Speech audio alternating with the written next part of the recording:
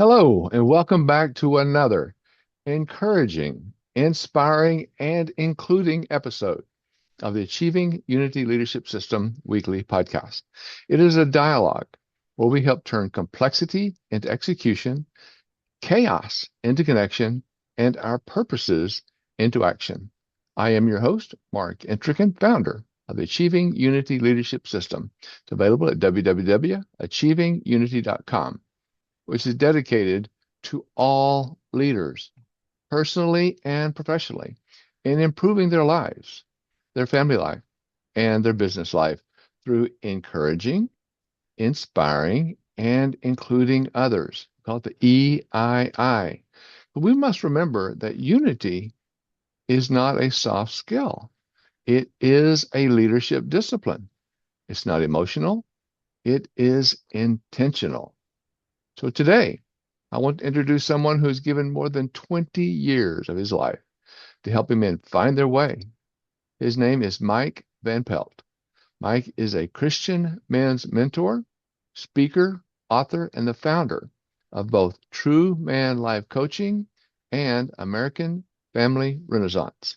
He's also host of the True Man podcast and the author of True Man, True Ways, a roadmap of discovery to the masculine heart. Mike's message is one a lot of us need to hear because he calls it the power of asking for help.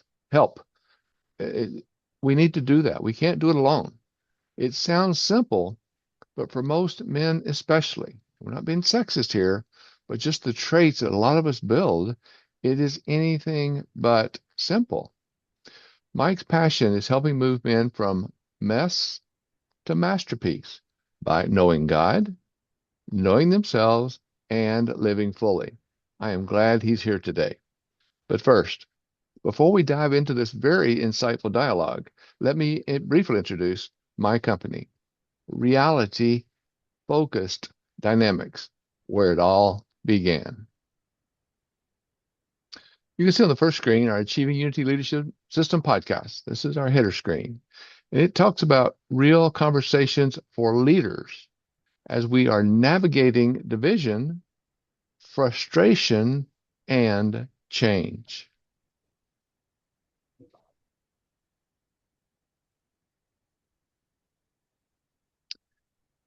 We do that because today leadership sometimes feels harder than it should. Disconnection is growing between us. Frustration is draining us, draining the people, draining our teams. Good intentions are colliding with real world pressure. And when I say real world, that's kind of loaded because sometimes our real world is built on things that aren't truly real. They're not reality.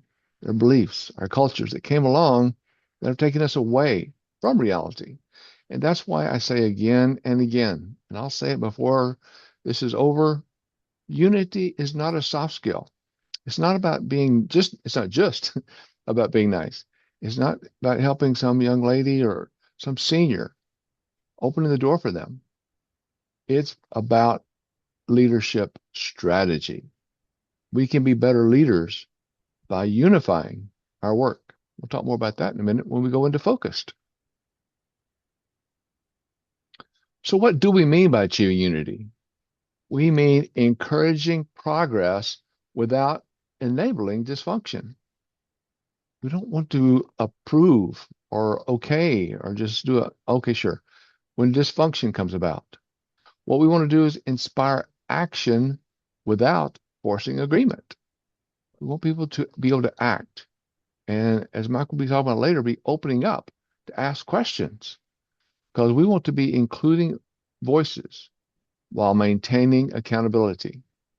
We are building better businesses, better lives, and a better world, one conversation at a time. And yes, I am your host. I am the founder of Reality Focused Dynamics and the Achieving Unity Leadership System. I work with leaders, teams, families, anyone that's navigating conflict, change, and or complexity. I help others move forward, move it with clarity, with unity, and sustainable action. And what we're going to talk about here in this next slide is focused. And that's my phone number, 303 focused, FOCUSED. It's on your, for those of us that remember the old dial, the rotary dials, we used the letters more back then, but it's still on your keypad on your smartphone. 303-362-8733 is 303 FOCUSED. Well, let's talk about focused. What does that F stand for? One, facilitate. That just means put it together. Some people say, I don't know that word. Facilitate is just to put it together, get it going. It's talking about putting those tough conversations together that build trust. That's to facilitate. We're talking about on. We're talking about being on common ground and shared purpose. That's where your O comes in. Then your C, we want to be clear. And clear, we want that to be in communication and in our agreements. How many times have we agreed to something or someone's felt like we agreed to something just because we're nodding our head? No, we want to be clear on our communication and clear on our agreements. Then that U, unified. We'll be unified through actions across our differences. Yes, we're all a little bit different, but we're still all the same in so many ways. Our culture has helped us develop in certain ways our learnings, but deep down in our heart, we are still all the same. Sustainable. Well, we wanted results that last. We want to be able to sustain the things that we do, the actions that we put together. We want to be able to execute in a consistent and responsible actions so that what we do is felt by more than just ourselves in unity for others. And by doing that, we will have delivery. And that delivery gives us inspired growth and lasting change. And what is a lasting change? That is an improvement. Any change that lasts got to be the improvement for our day today and tomorrow. So contact us. Love to talk with you. Let's promote that clear, unified, sustainable action starting now. Reach out to explore my coaching, courses, workshops, or speaking engagements to promote unity leadership. Unity focused. Reach me at achievingunity.com. We've talked about 303 focused because it's about achieving unity is the path to stronger relationships, inspired leadership, and again, those improvements, lasting change. In today's world of uncertainty, unity is not a luxury. It is a necessity. Oh, let's go talk about this. This is a weekly podcast. We're on every week. So let's talk about our upcoming conversations. Next week, in May, we did mothers and moms, and we talked about that for Mother's Day, all 4 podcasts. In June, we're doing for dads and fathers, and then the men's mental health. We did the women's mental health in May, the men's mental health in June. Excuse me. So we're talking to Mike here shortly about that. We've had the last 2 also talking about men and fathers. But Tim Wade will be here next week, and he'll be talking about the lion-hearted men. The lion in our hearts, but the softness of being who we can be through unity. That's on June 24th. But after that, we're going to have Marla Press here. And it's going to be the week of Independence Day here in the USA. But we're going to be taking it in another direction. Still going to appreciate the people who gave us our freedoms, but we're going to talk about protecting the freedom that we have in our own personal lives that we are all working so hard to build and maintain. That's on July 1st. The week after that will be Keith Renenson. Freedom is not doing it alone. What unity is about. You don't have to do everything alone. There are people that will and want to help. And then Louis Swart will be here on July 29th. Freedom without direction versus freedom with purpose. We all must have purposes. And again, since this is talking about the men today, we're also going to be talking about Dr. Thaint Nang coming up in September. It's going to talk about the next generation and information about stem cell research, which men are getting into more and more today, more than ever. So don't forget that one coming up in September. This is weekly. every week. Come back and talk to us. Need to get hold of me? Please. I hope you do. Need to? Want to? Let's talk. Here's my QR code. Got your camera handy? Take a picture. Let's communicate. Let's talk more. Let's communicate more. Communication and collaboration are the keys that unlock the doors to success. Take a picture. Love to talk with you. And now let's get into the depth of what today is all about. Let's learn more about Mike Van Pelt. The QR code on the left lets you do that. Take a picture of this screen also. Take two pictures because these QR codes are going to get you in contact with Mike. To learn more about him on the left, connect with him on the right. And you look down at the bottom, there's his main website, AmericanFamilyRenaissance.org. There's his email address, Mike@AmericanFamilyRenaissance.org. Contact him, get in touch with him. And we'll tell you this more and more all the way through the end.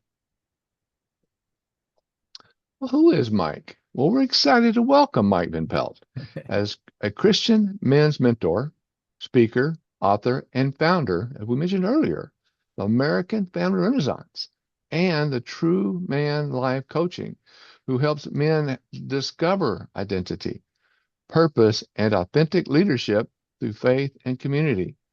Drawing on over 2 decades of experience, Mike supports men in breaking free from those limiting beliefs, overcoming isolation, and stepping into their God-given calling with courage and clarity. His work empowers men to strengthen their faith, rebuild relationships, and develop emotional, spiritual, and relational resilience, creating stronger families and lasting legacies. Will you please help me welcome Mike Van Pelt? Wow, thank you, Mark. There was so much in your intro. Like, I just wanted to start unpacking it. I was going to flip the switch here and start asking you questions. That Oh, was you're amazing. kind, Mike. Oh, thank you. Thank you so much. I appreciate that because you have such a powerful message. What you do, what you've done, and what you're taking forward, it brings out that power. It brings out that strength.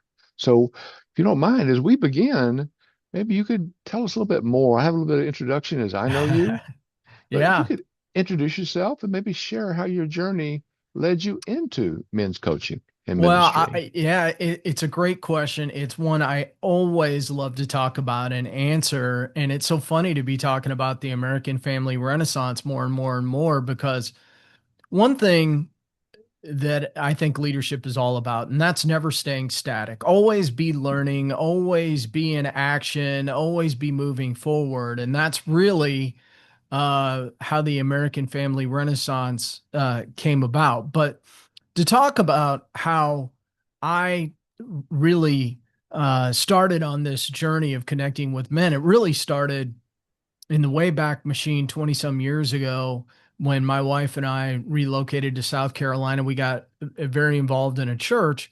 And one of the things that I quickly noticed was all the men's groups were older men. And I wanted to be around the younger guys. And so I went to the pastor and I said, "Where's the young men's group?" And he goes, "We don't have one. Would you like to start it?" Right. Be careful what question you do ask because then you That is get so true. volunteered. You get volunteered. And I got volunteered. I had no idea what I was doing. In fact, I said to the pastor, I'm like, "Hey, how do you even run a men's group? Like, what do you do?" But that was the baseline for it. It happened inside the church, and I got heavily involved. And in fact, I tell people, I'm like, if you want to really drill down on your leadership skills, get involved in your church. It'll be an eye-opening experience for you. But and really any volunteer organization. But I got involved, very involved in the church. And the interesting thing about it was part of the reason we had moved to South Carolina was my wife's job.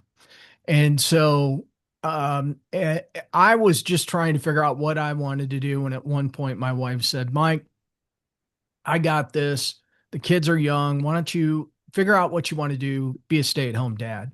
And so I did that. But of course, like a lot of men, I was raised to be the breadwinner of the family. And I'm not saying there's anything wrong with the woman being the breadwinner, okay? In this day and age, it really takes two people to survive. And It does. a good family is going to work together to figure out what that means for them.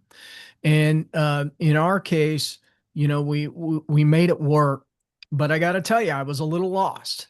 And so I started working with a career coach, and one of the early things that I recognized was we knew it was going to be important for our kids to get an education. And so we always talked about school. We never referred to anything as daycare or anything like that. School, school, school. And we talked about the importance of education. And I looked myself in the mirror and I went, huh, I didn't complete my college education. And I probably, if I'm going to be authentic and real, that probably needs to be number one thing I do. And so I decided to go back, complete my college degree. I got heavily, not only was I heavily involved in the church, I started working with nonprofits and I fell in love with it. And I really Wow. realized that God may have gifted me in that direction. And so when I completed my degree, I tried to go back out into the job market and I was met with crickets. But I knew that I had this passion for nonprofits. And I was like, okay, what do you do with this? And I thought my natural leadership skills lead me probably to a point where I would be leading a nonprofit. But what do these larger nonprofit people have outside of experience that I don't have? And I'm like, well, some of them have a master's degree. So I went back and got my master's degree. Now I have made things Congratulations. way worse for myself. It was an accomplishment for me, but now people are looking at my resume and they're going, we don't know what to do with you. You've got a lot of sales experience, you've got a lot of volunteer experience, but we don't know what to do with you. Now, at that point in my life, although I've been a Christian my entire life, my identity was tied to, like a lot of people, specifically a lot of men, my relationship was tied to what I did. So that was critically important to me. So, you go to an event, people ask you your name, and then they ask you what you do. And then they analyze you based on what you do, kind of human nature. And I could never quite get out of my mouth what I did at that point. And it was really eating me up. And what I came to realize was that if I was going to make it in this world, I was probably going to have to be an entrepreneur. And so I knew some people that had done some business consulting. I contacted them, and the process began. And when I was out networking, I met a man, and we were talking about our networking group, and we realized the networking group really wasn't for us. We wanted to do something different. We wanted to start our own networking group, but we never got it off the ground. It turned into a men's small group. And Paul and I were really cut from the same cloth. We wanted to figure out how can we live a life of more? How do we get more out of life through our faith? And we started asking deep questions. We started searching for people that could give us answers. And we met those people. We found those people. And That's then great. then at a men's retreat on a Saturday morning, I went to my first men's retreat and it was very transformational experience. And this was the pivot point for me. I was on a Saturday morning and the camp director played a song by Josh Groban, which isn't a worship song, but it's a lovely song nonetheless called You Are Loved. And he played that song. And in that moment, I heard God come to me and say, I want an intimate relationship with you.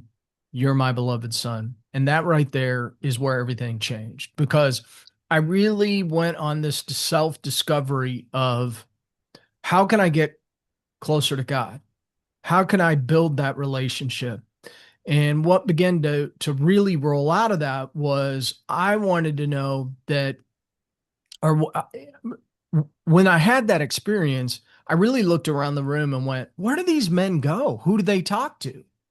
Like if somebody had that experience, and that kickstarted everything. It began to morph into I started doing a podcast. Excellent. Writing books. I've now done what is it, 200, and I'm losing track, 245 episodes of the True Man podcast.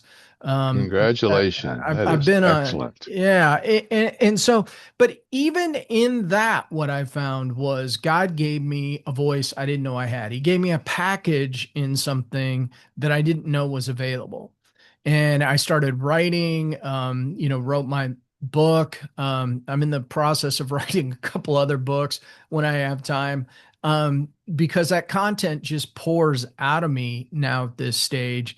And, what ultimately happened here was everything began as True Man. That was our men's small group. It was Jesus Christ walk on earth as a true man. And so we felt he was the model. And now everything is really more morphing into the American family renaissance because I want to encompass more of the family in everything that I'm doing. And so we're doing a number of different things now with some of the people I'm working with to really build that out and begin moving in a much bigger direction. And even that has God's fingerprints all over it. So that's really how that's the Reader's Digest version of how we get to this spot today. But I'm having a blast, and it's just fun knowing you're able to make an impact in the world. It is, and I love so much about what you do. Sorry, I've got a cat here that wants to be That's part of awesome. the podcast. But well, I love what you do, and I love the things that you're talking about, and it truly drives strength, and that you have those gifts and you're doing something with them Yeah. because there are so many people who have gifts. God's given them those gifts, and they don't know what to do. As you mentioned, there's a lot of people, and I know when I went through my divorce many years ago, I didn't know what to do. I wanted to be macho. That's what we Yeah. all heard about, macho. That's not the way to do it. And that's not the best dads. That's not where they grow. That's not how we help our children. So I like what you're doing and how it's going. What are some goals that you have for your group and for what you're doing here in the next year, next few months? Oh, wow. Well, with the American Family Renaissance, what we're working on right now, we have recorded, all the interviews have been done. We recorded a half day men's summit. And this is where the American Family Renaissance really came into play. That was we called it the American Family Renaissance Summit. And as we began to work through all of this, we realized that there was so much more available than just an online summit. That really became that's the starting point of it all, I believe. Really, what we'd like to see happen with the American Family Renaissance is I love people. I love getting in front of people. And although that I've been able to connect with people globally on Zoom and do, podcasts and guests, and all these things are wonderful, but nothing beats being in a room. And so, really, what I would like to see the American Family Renaissance evolve to is doing a lot of in-person events, not just me, but other guest speakers that we bring in to help men understand how they can be their best and better their best. Um, And it's okay if they're not. They don't have to be perfect right off the bat. That's the no, one thing that no, we don't realize sometimes. And we talked about macho earlier. We have to realize as men, we have that perfection thought that we have to be perfect and no mistakes. And that's not just right, is it? That's not right, is it? no. I joke with people all the time and tell them I'm a recovering perfectionist, and I might likely always be. And that was part of the difficulty, really, initially of doing a podcast, right? Because you want everything to be perfect. But here's what I've come to realize is that even as a leader, I'm never going to be perfect. The aim is to be perfect, but I know I can't be. I just want to be as good as I can be. And so I've gotten to a point now where if I make a mistake or I say something wrong or I do whatever, I may just go ahead and joke about it right off the top. Let's just get that out on the table. And I don't worry about, even for the podcast, I don't edit my podcast. I don't pull out the ahs, the ums, or, I maybe mispronounced a word. I know a lot of guys that do that. I don't do that. And I don't want somebody to see me as perfect. I acknowledge the fact that I'm not. In fact, what I commonly start some of my talks off with is, who is this guy standing in front of you today? I'm not a pastor. We're going to talk about God, but I'm not a pastor. We're going to talk about, psychology, but I'm not a psychologist.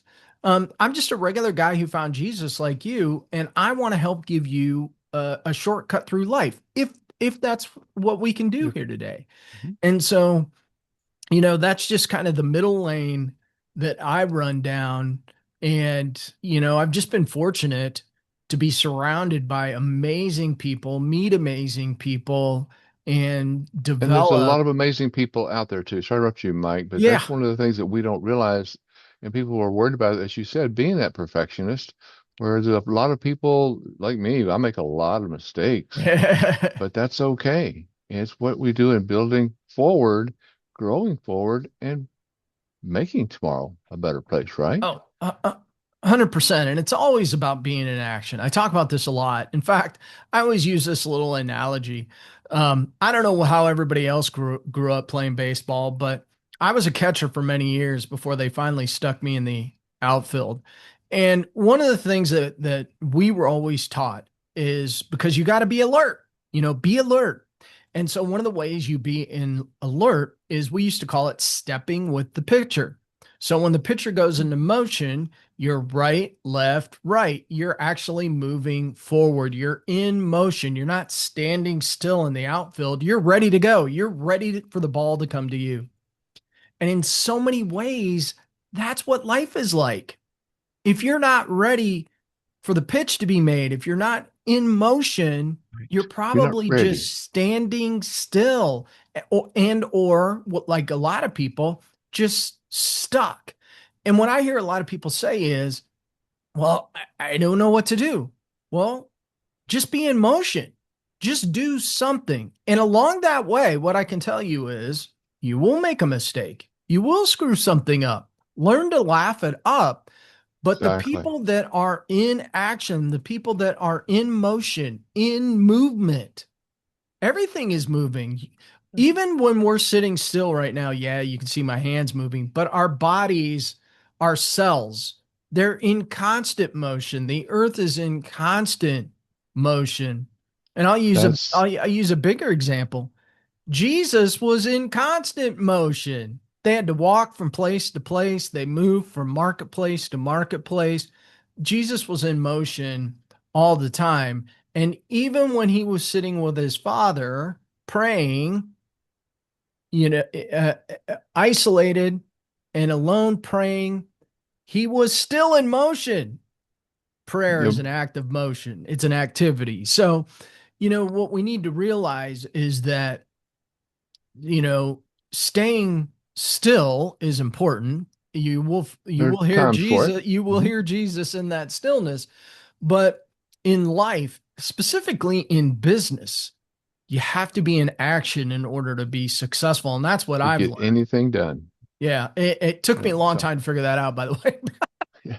Well, tell me something, Mike, on that is because one of the things that I see a lot of and what I work with as a coach is many men feel disconnected. Yeah. A lot of times they feel overwhelmed or maybe uncertain, have a little uncertainty today. What are you seeing as the biggest challenge that is facing men today in the way you work and what you're working with? Yeah, confusion is a big word. The uncertainty of everything going on in the world. The global politics, what we see. I'm holding up my mobile phone. What we see on our mobile phone. What we see. I mean, we're on, doing this on Facebook Live. All these things are important. They can be used as a positive, but it also leads to a lot of confusion because people see things online that aren't real and they don't have sense enough to go, that's not real. Like, for example, not everybody has a $4 or $5 million house. Not everybody has $400,000 cars sitting in their driveway. Anybody can go stand next to those things or a jet airplane and take a Yeah, picture. Okay. exactly. And with AI now, you can do Oh, anything. it So, is. That's true. I think that, you know, number one, and this is my worldview of it because this is how everything came about with me. One of the most important things you can do is better your relationship with Christ. That's going to include reading scripture. It's going to understanding his word. Getting in men's small group is going to help you out immensely. Your own self-development. Mhm. I'm at a point now, I'm 56 and I'm hearing people around me going, "Well, I'm going to retire. Where are you going to retire? Retire. I'm not retiring ever. I'm not retiring either. Ever. It's not even at Ever." all. I And was with tired once. I don't want to be retired. Yeah, So it's yeah. And so I look at it and I go, you know what? My job is impacting the world. I've got a couple of different things that I do, when you even say outs. impacting too, I sorry to interrupt you here, but there's impacts, but this is a positive impact. Oh, And that's one 100%. of the Yeah. things we want to talk about here, because I don't have near the expertise of the Bible, and I do go to church on Sundays. I go to Bible study, but what I work with is a lot of the men who are suffering quietly Yeah. rather than asking for help, and how they can do that, how they can be Well, more open to those feelings and realize it's okay to ask questions and it doesn't mean you're dumb. There's a lot of great questions out there if they would just start asking, right? it's a position of strength. Now, I will tell you that like a lot of guys, my wounding came at a young age. So, my story around why did the power of asking for help develop? Well, when I was 6 years old, my grade school teacher noticed I was going cross-eyed in the classroom. Now, in 1976, they didn't always pick that out, right? And so they sent me to the eye doctor. I go to the eye doctor, and he gives me the eye test and says, "What do you see, Mike?" And I said, "Well, I see the moon jumping over the cow." And he laughed and went, "No, no, no, no. The cow is jumping over the moon." Now, in that moment, I was humiliated. I felt dumb. And then, they put me in eyeglasses. Well, and again, in 1976, there weren't that many kids wearing eyeglasses. Mm-mm. So, yeah, yes, there was the bullying, although that wasn't that big a deal to me.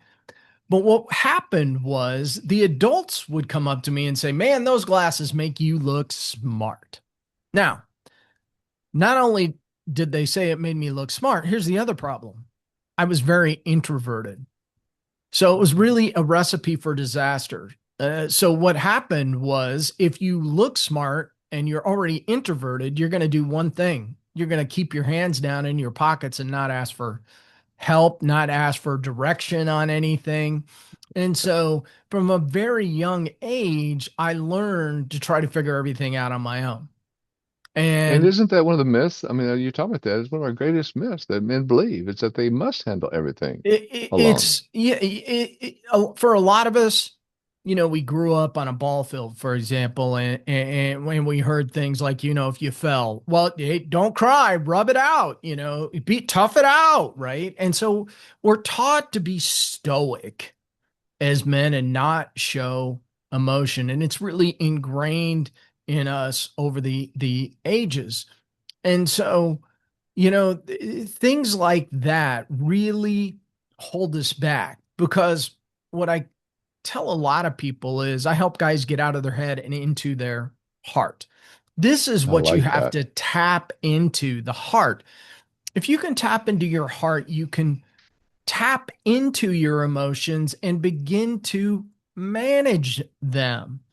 So, one of the things that comes up commonly in men's groups is this idea of anger, right? And the greatest example is driving a car, somebody cuts me off, now I got to give them the finger, and we always talking about that kind of And stuff. then once it's over that it happens, you can't wait to tell somebody else, boy, this car cut me off and I gave him the finger. And they Yeah. feel proud of that for some reason. Yeah. Well, I sorted it out when I was younger. Yeah, I know. And it's a very simple example. But the point is that we need to we need not to react. if we're reacting in those situations, there's a good chance we may be reacting in all of our relationships. Hence, we have a divorce rate somewhere in the neighborhood of 50 to 70%. It was very high over COVID coming out. Now, I understand not all relationships work, so I'm not pointing the finger at anybody, Right. but what we really need to learn how to do across the board in our lives is learn how to respond, not react. Okay. So if a doctor gives you medication, they want to know how you respond to if you Right. react, that's a negative. Okay. And that's what we're talking That's a about. great example. Yeah, that's what we're talking about here. As men, we really, and I personally, and I'm saying this because I've had to do a lot of work on this. You know, we've got to learn how to respond. When we bury stuff, and men, we're horrible at this. We will bury stuff down deep in our soul. We hope we never have to deal with it. But I got to tell you, you will always have to deal with it. Always. And typically, how I've seen that come out, and I've had countless conversations about this, it comes out in our relationships. It comes out in our relationship with our wife. It comes out in our relationships with our children, our coworkers, And those are all relationships. all of Exactly. them. Yeah. And so the first person that you need to like, how about even love, is you. And that means you're going to have to go take a look in the mirror. You may not like what you see in the mirror. There are days I don't like what I see in the mirror. I had a hard conversation with somebody yesterday and I had to go look in the mirror because I was reacting versus responding. So it's constant work involved in this. And so I had to go look in the mirror. That's okay. That's how And you can I grow. That's how you can grow. that is so true, and I appreciate that. And if you don't mind, I'd like to toss in one of my acronyms because you're talking about anger. And that's one of the things that I focus on so much. Hmm. And Dr. Moore Orman and I work very strongly with this, and that's ending anger. And what's called about anger, ANGER, is actions not gaining effective results. Anger, ANGER, actions not gaining effective results. What action have you ever executed in anger that's been beneficial? Well, I hit him back. I hit him. I beat him up. I threw that finger at him. What part of that is effective, Mike? I mean, what do you talk to people? How do you talk to people about that? It's not effective. In fact, I used to make this excuse, and I would make it a lot with my wife. Just let me blow my stack, and we'll get it over with. Now, but here's the problem with that. I blew my stack. In 5 minutes, I felt better.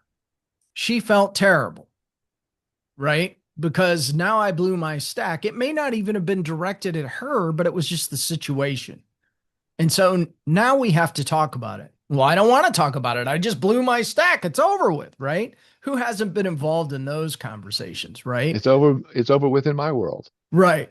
And so, I think, one of the most important things we can do is to learn how to control our emotions, have the awareness of what's happening when I feel this starting to amp up. I have people that I know that when I get around them, I know that they may not be the type of person that I want to be around, but I have to be around them because, maybe it's a family situation or a work situation.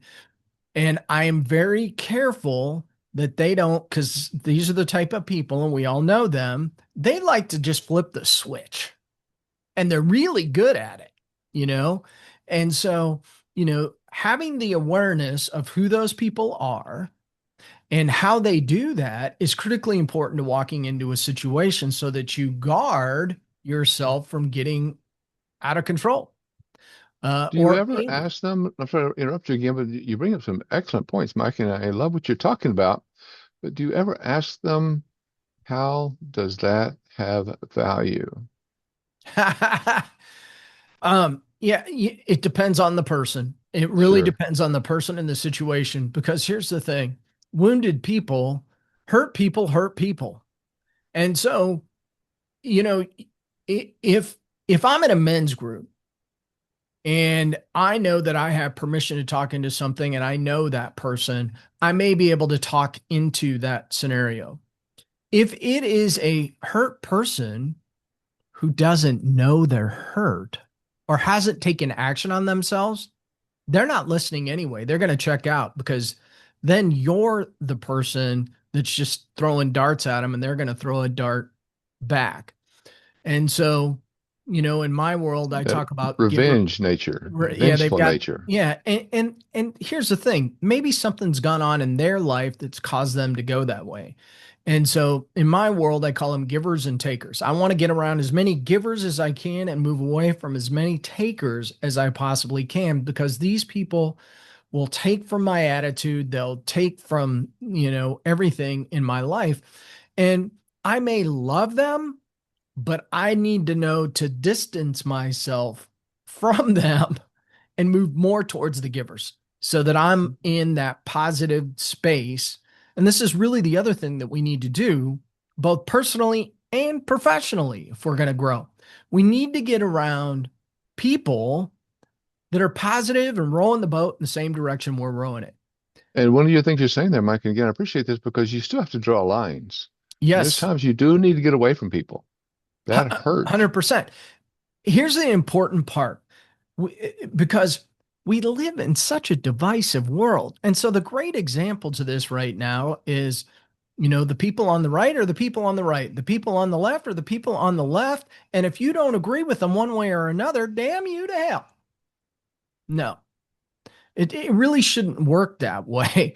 But It this is what shouldn't, but that's a lot of our culture, right? it's become a piece of where we're at right now, and it's I mean it's in large part where things that I want to address in the American family renaissance because what we've moved away from are basic fundamentals that made this country great of God, family, and country.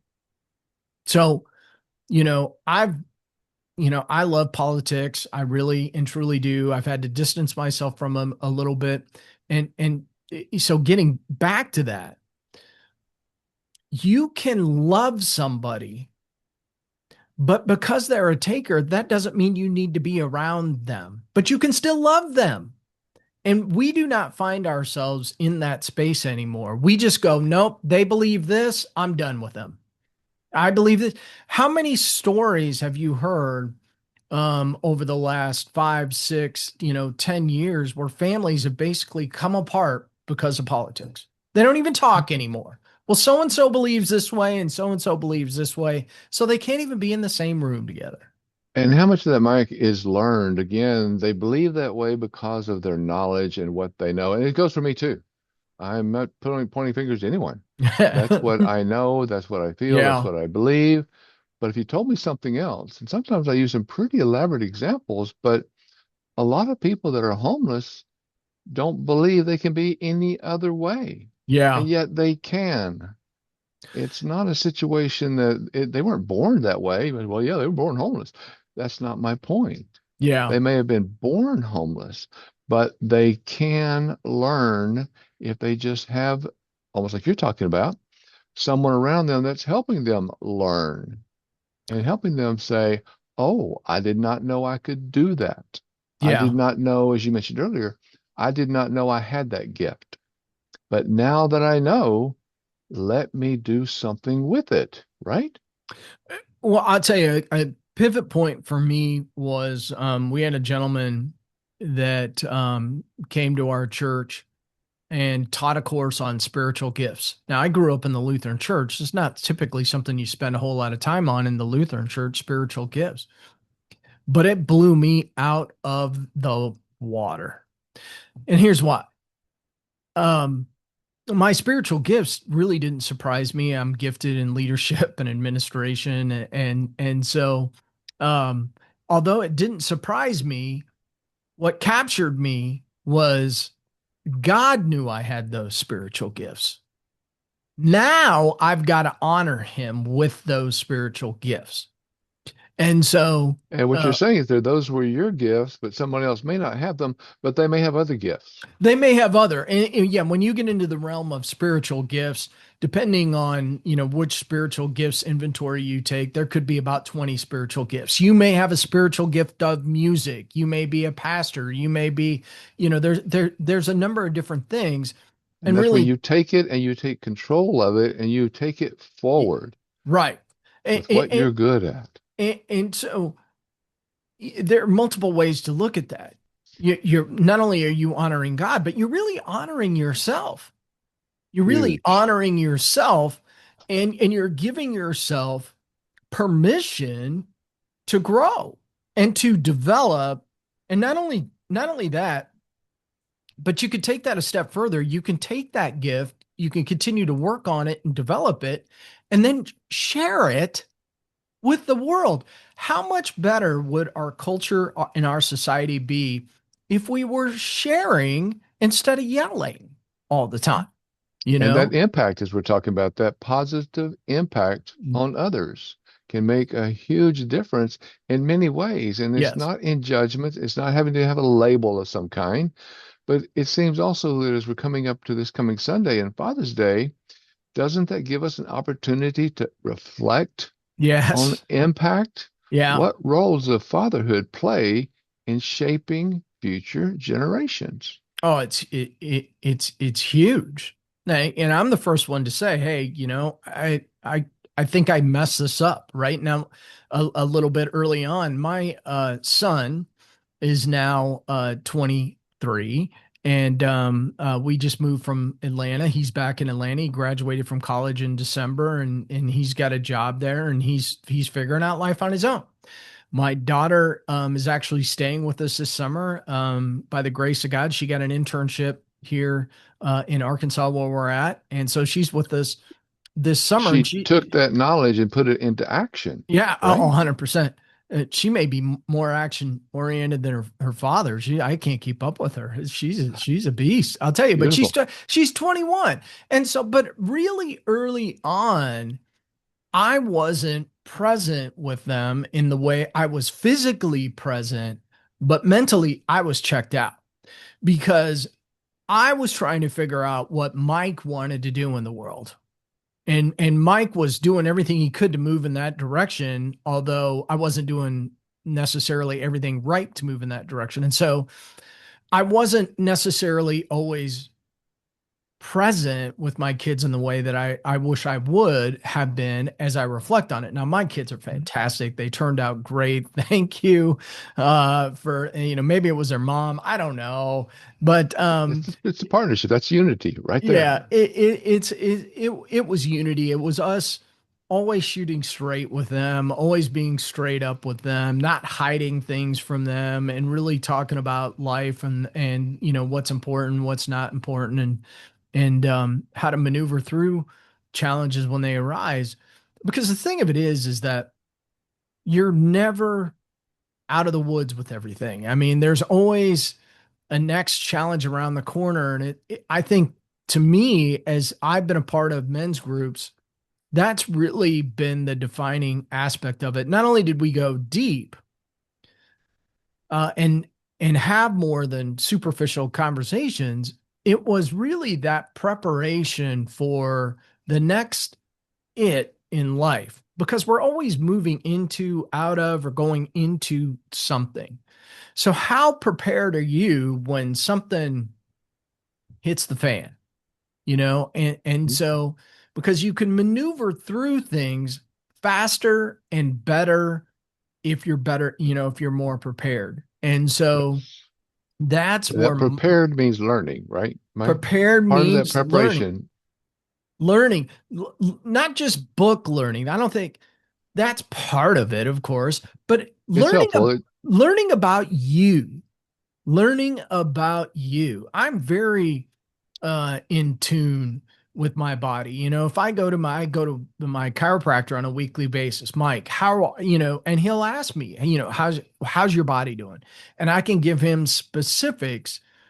I meditate daily. In fact, today I did it That's twice. beautiful. I Yeah, meditated and prayed before I came on this podcast. Why? It not only allows me to get in touch with my heavenly Father, it allows me to get in touch with me and with my body and how I'm feeling and how I want to show up. And so, life is much more about slowing down it in is. order to speed up. And I think people get this backwards. They think everything is a matter of speed. And I'll tell you what, if you think Yeah. everything's about speed, and I love fast cars, by the way, but that's beside the point. If everything's about speed, man, you're going to get tripped up somewhere along the line and tripped up Hmm. hard. Quality first, always. But Mike, we have about 9 minutes left, and a couple of ideas I want to touch here with you quickly. These podcasts go too fast, I and know. it's amazing. But with Father's Day and June being Men's Mental Health Month, Yeah. it's becoming increasingly important. What do you wish more men understood about emotional health? You're not alone. I've said this so many times. It's not unusual for me to be at a men's group and somebody will bring something up. Maybe it's an intimate story about themselves, and you'll hear somebody else say the magic words, I thought it was just me. Yeah. And so I think one of the things that we have to recognize is that each one of us has a story, and that story is critical. I mean, it's a part of who we are. But your story is unique to you, but somebody else has probably gone through something similar. And so, to How many find people are there on this world, Mike? I'm sorry to interrupt you again, but how many people are on this world? And to think we're the only one that has that emotion? Yeah, yeah. And so I think the thing that is important is for us, find your tribe, find your people, find that group where you can talk about certain things and grow as a person. The one bad thing we do as guys is we isolate ourselves, and when we isolate ourselves, we do really stupid things. And we also have sometimes, some thoughts that are probably not the best. And I think one of the most important things that we can do is to find that tribe, find a mentor, find a. I love surrounding myself with sage men. Who are sage men? There are men that are older than I am, that have, they've been down that road. There are people that can say to me, Mike, if you thought about this, I remember when this happened to me. And we get to have those great conversations. And so I think it's critical that you get around, people like that. Even in business, It is. there's this rush in the world. Somehow everybody thinks, yeah, one of my favorite summertime shows is watching the American the talent show, America's Got Talent. Mhm. And one of the things I've always noticed about that show is that everybody's attracted to the youngest contestants. It doesn't matter what they do, whether they sing or have a puppet thing or whatever. You know, that's awesome when you have talent when you're young, but somehow we've traded that in for wisdom. And there are people that have a lot of wisdom. Why? Because they got a lot of bruises, Along the way. to talk about. And I got to say, I want to be around the people that have had a few bruises, because this circles back to the beginning of our conversation. Is those are the people that have been in action, and I can learn from those people.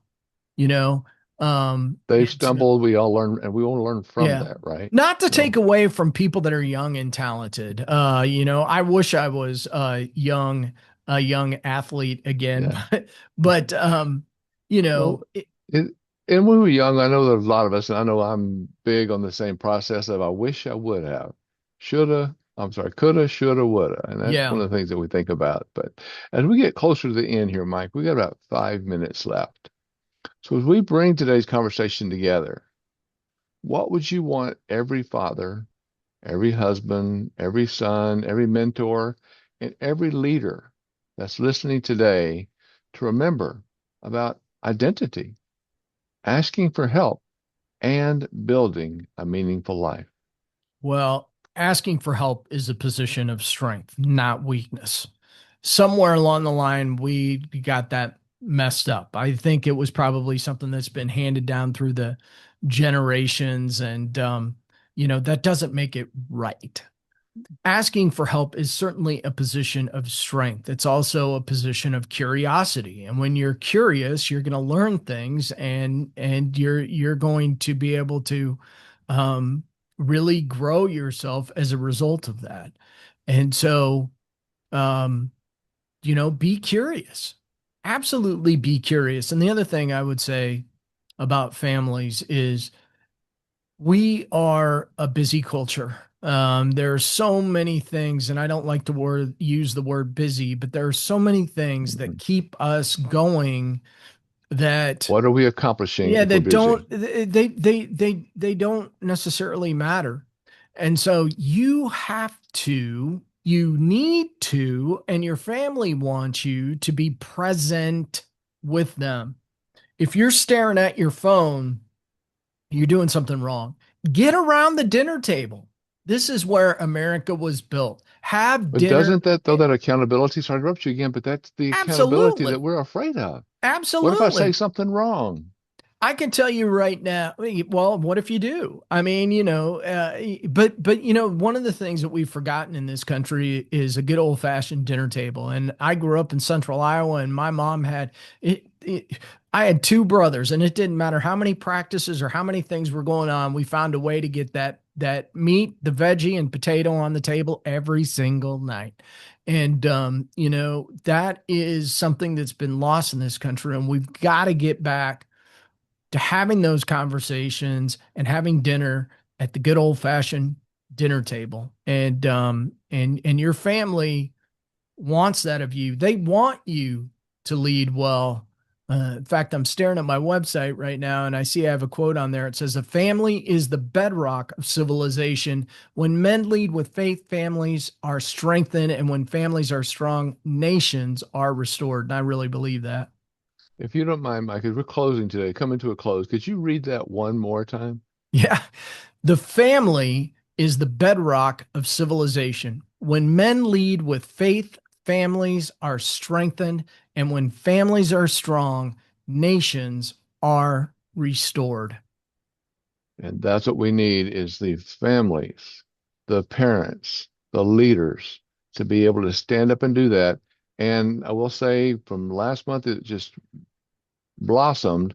There are a lot of great women leaders also. Oh, But 100%. that's what we have to think about and consider going forward. So we come here to a close, Mike. Thank you so much for being with Oh, us you bet. today. You What bet. you shared is the kind of truth that does not just stay in our heads, but what you're talking about settles in our hearts. Your work with men, families, and communities, I believe, is making a real difference. And I'm grateful that you took the time to be here. I appreciate you so much for being here today and what you're going to do this evening and tomorrow, because that action is so important. So, for everybody that's listening, whether you're here today, if you listen to this tomorrow, this coming Saturday, next month, connect with Mike. I encourage you to check out Mike's work at truemanlifecoaching.com and AmericanFamilyRenaissance.org. You can also find him on Facebook, on Instagram, and on YouTube as the True Man Coaching. True Man Coaching. He is the real deal. And that's a lot more. There is a lot more where this came from. So, Mike, before we close out, I'd love for you, if you can, besides that quote that you just gave us, which is so treasured, but if you leave our audience with one thought, one sentence they could carry with them going forward today. One thought. I have so many in my head, but I can imagine. I would say start building a relationship with Christ today. It's available. He's waiting for you, and he wants you as bad as you need that relationship. And you'll you'll never regret it.